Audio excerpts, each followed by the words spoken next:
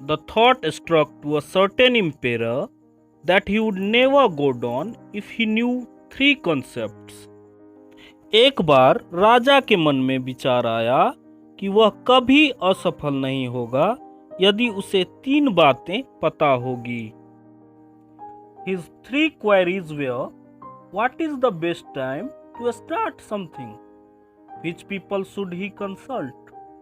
What is the most necessary work for him to do? राजा के तीन प्रश्न थे. किसी कार्य को आरंभ करने का सही समय क्या है? उन्हें किन लोगों की बातें सुननी चाहिए? उसके करने के लिए सबसे महत्वपूर्ण कार्य क्या है? The emperor thereafter sent agents all over his empire, assuring a handsome amount to anyone who would explain these three queries. अतः राजा ने अपने राज्य भर में दूत भेजकर लोगों तक यह बात पहुंचा दी कि उनके इन तीनों प्रश्नों के उत्तर देने वाले को बहुत बड़ी धनराशि दी जाएगी. Many enlightened men came to the emperor. They all gave different explanation for the queries. राजा के पास अनेकों विद्वान आए, लेकिन सबने उनके प्रश्न का अलग अलग उत्तर दिया. To answer the first query, some advised the emperor to make a schedule and then follow it firmly. पहले प्रश्न के उत्तर में कुछ लोगों ने कहा कि राजा को एक समय सारणी अवश्य बनानी चाहिए और इसका पालन सख्ती से करना चाहिए. Only in this manner, they said, he could do everything at its appropriate time. उन्होंने कहा कि सिर्फ इसी तरीके से राजा हर काम को सही ढंग से कर सकते हैं. Few objected that it was absurd to schedule in beforehand the best time for doing something. कुछ ने इस पर आपत्ति जताते हुए कहा कि किसी काम को करने का सही समय पहले से तय कर लेना असंभव है. The emperor should observe all the happenings, avoid silly comforts, and always do whatever seemed important at that moment. राजा को आसपास होने वाली घटनाओं पर ध्यान देना चाहिए, निरर्थक ऐसो आराम से बचना चाहिए और हमेशा वही करना चाहिए जो उस समय महत्वपूर्ण हो. Few others said that the emperor needed a council of ministers who would guide him in his actions at the proper time. कुछ लोगों ने कहा कि राजा को मंत्रियों की एक परिषद की आवश्यकता है जो सही समय पर उनके कार्यों में उनका मार्गदर्शन करे. Because it was impossible for one man to act correctly without getting guidance from others, the proper time for each action. क्योंकि एक व्यक्ति के लिए दूसरों के मार्गदर्शन लिए बिना प्रत्येक कार्य का हमेशा सही उचित समय तय करना असंभव था. But then few said that there were some matters which could be critical. लेकिन कुछ विद्वानों ने कहा कि कुछ मामले नाजुक हो सकते थे. These matters could not be delayed for the judgment of the council. परिषद के फैसले के लिए इन मामलों में देरी नहीं की जा सकती थी. In order to determine the best time for executing something, it is important to know in advance. किसी कार्य को निष्पादित करने हेतु सबसे अच्छा समय निर्धारण करने के लिए उस कार्य के बारे में पहले से जानना महत्वपूर्ण है. And only fortune tellers could do that. और ऐसा सिर्फ भविष्यवक्ता ही कर सकते हैं. The emperor therefore would have to consult them. इसलिए राजा को भविष्यवक्ता से सलाह लेनी होगी। To answer the second query, some advised that people mandatory to the emperor were his minister, while others suggested the holy man. दूसरे प्रश्न के जवाब में कुछ विद्वानों ने राजा को सुझाव दिया कि उनके लिए आवश्यक लोग उनके मंत्री थे, जबकि दूसरों ने कहा कि उनके लिए आवश्यक लोग धर्माचार्य हैं। A few others suggested the surgeon, when some said that his army were the most important. कुछ विद्वानों ने शल्य चिकित्सक के बारे में कहा, जबकि कुछ विद्वानों के अनुसार उनकी सेना सर्वाधिक महत्वपूर्ण थी। To answer the third query, some advised education.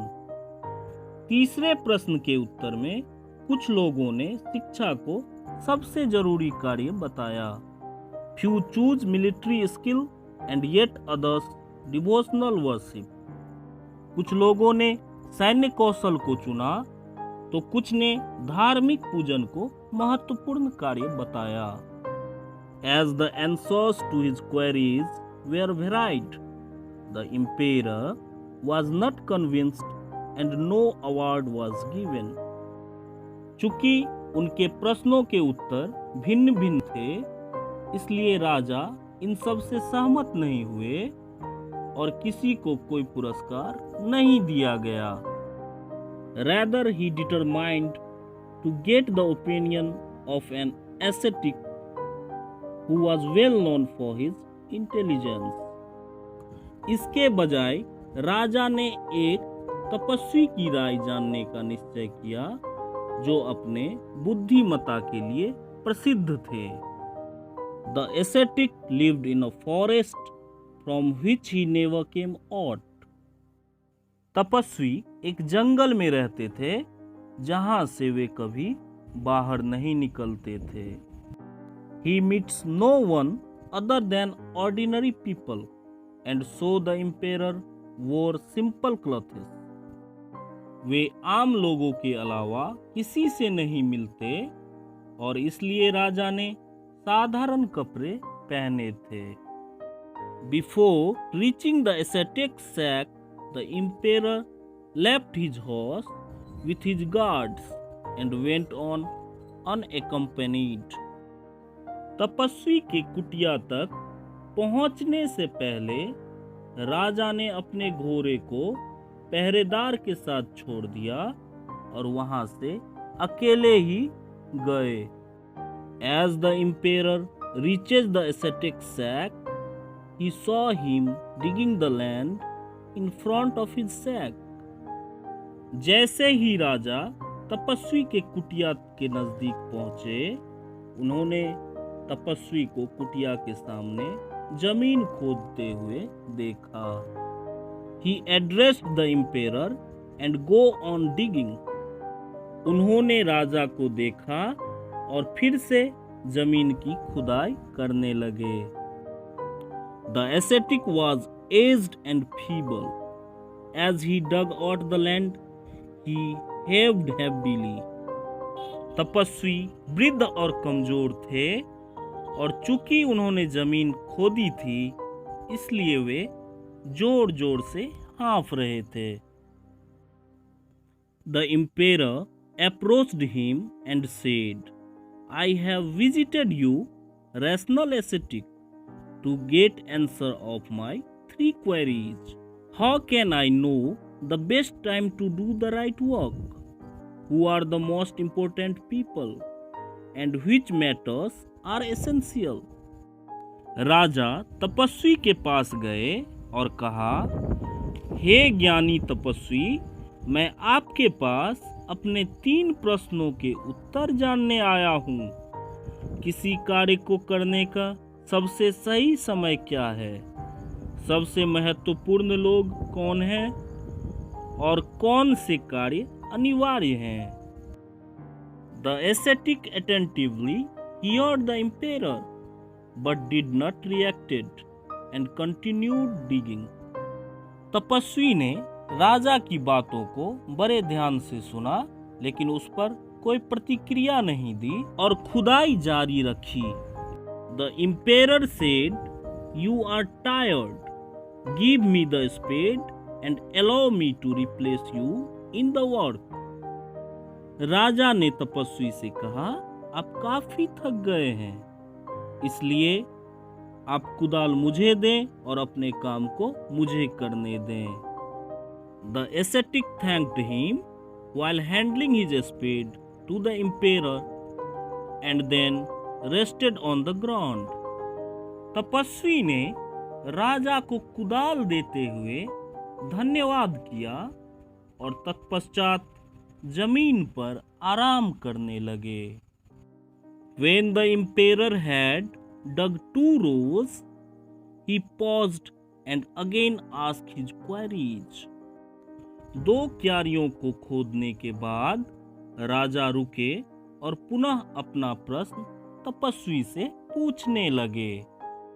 The ascetic gave no reply but stood up, pointing out his hand for the spade and said, "Now you take rest and let me dig the ground."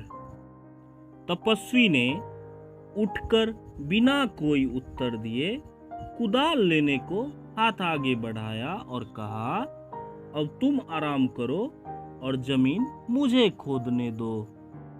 But the emperor did not handed him the spade and go on digging by himself. राजा ने उन्हें कुदाल नहीं सौंपी और स्वयं जमीन खोदते गए। An hour passed, then 2. 1 घंटा बीता, फिर 2.